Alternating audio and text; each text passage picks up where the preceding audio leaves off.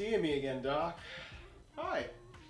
Look, I'm finding that our chats are really actually benefiting me. Yeah, I was wondering if we could sort of make this a regular thing. We take very, very specific insurance. I have an AMC Stubs card. Yeah, that'll do. So what can I do for you today? I saw Logan last night. Not sure if it's still at like a 96% on Rotten Tomatoes, but I feel like at this point, now that it's been, I don't know, maybe like 16 hours since I've seen it, the movie to me feels like a girl that you kind of can't stop thinking about. It's got to be one of my favorite comic book movies of all time. Definitely one of my favorite X-Men movies. Not sure if it's my favorite or as of now, but it might be. And I honestly feel like this might just be one of my favorite movies. The movie made me feel similarly to the way I felt when I saw The Dark Knight.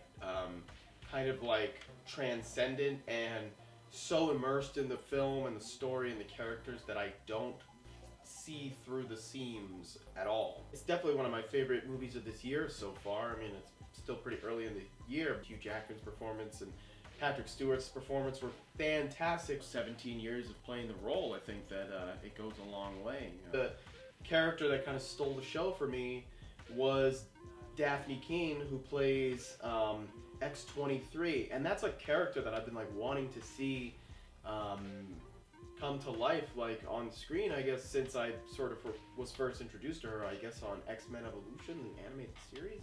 A lot of young actors are really doing a wonderful job with, you know, not all that much experience. It's pretty impressive.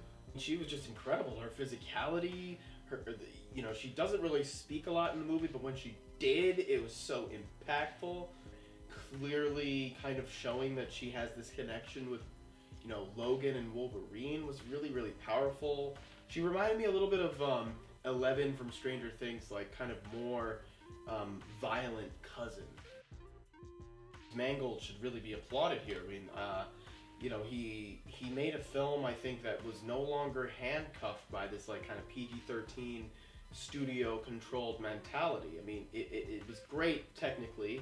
I think the movie was shot by the guy who shot Gladiator, and it was just simple, it was mature, it was honest, it felt relevant to many issues going on today, like the refugee crisis. The characters and the interplay and the dynamics between the characters were what really mattered more than the plot. And it's not to say that the plot was bad at all. They used the source material to the film's benefit, but they didn't overuse it. You know, I like that the movie was kind of its own entity. At the end of the day, this movie was a Western, you know, it was, there's a lot of references to the movies that inspired this movie, like Shane and Unforgiven. Like within the movie itself, it was dark when it needed to be dark, it had levity when there needed to be levity. There was just this balance in tone of this movie, you know. I have a feeling that the action is incredible. The R rating just liberated this Wolverine thing. I think Deadpool should be thanked for kind of opening up this like keyhole for comic book movies, you know, even wider to really explore and defy a lot of these traditions. I think that's still what DC just doesn't understand. I mean, they're still making superhero movies, and I think that, you know, Marvel is starting to move past superheroes and tell stories with superheroes in them. It's just really powerful. I mean, the last few minutes of this movie, I was paralyzed in my seat. I couldn't move. I was just devastated with what was going on. And similarly to The Dark Knight, how Batman just sort of you know, rides off into the darkness on the bike. This movie had a final image that had similar impact on me. And this movie, I can't wait to see it again. I give this movie a very, very honest and truthful. I give this movie an A+. When I was at a callback for a McDonald's commercial, and they were James Mangold was there, and they were casting, you know, the X-23 character. And I didn't see Daphne Keane there, but you know, it was a really cool moment for me because I mean, it was almost the beginning of this journey, and here's the culmination of this journey. How did you feel about the Academy Awards last week? one of the more memorable broadcasts. I thought Jimmy Kimmel did a great job. I guess I agree with most of the winners. I was hoping that 13th would win. I didn't see the one that won, the OJ one, but it is what it is. You know, I'm surprised that Suicide Squad has an Oscar and none of the Marvel films have an Oscar, and the quality just all around is, I think, better than any of the DC films. Obviously, the snafu at the end was pretty crazy. I mean, live television, I guess you never know what you're gonna get. But I don't know if I agree with what people are saying that, like, you know, they didn't get their moment. I mean, of course they didn't get their moment, but you know, Moonlight. But I felt like it just drove it home even more that this was the most deserving film of that award this, you know, of 2016. And I'm really, really happy that it won. I would have been fine if La La Land won. I guess I was okay with it because I just saw it coming. But when Moonlight was officially announced, I mean, that was a really great moment, I think. Right, I felt like it was trying to rectify, you know, the Oscars so white sort of pandemic that happened last year. I think they were successful at that.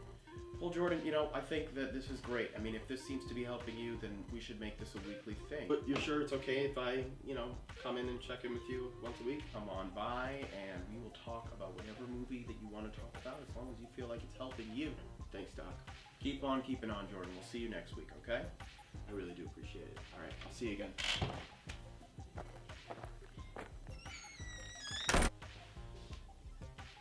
Thank you guys so much for stopping by this week. I guess I just really like playing this sort of therapist character for whatever reason. So I'm just sort of trying something new. We're calling this sort of segment of the channel now Theatrical Therapy. Gonna still be trying to find ways to incorporate the old format with the new format, as you can sort of see right here. Definitely check this movie out. Logan is just one of the most impressive movies I've seen in recent years, at least of genre films.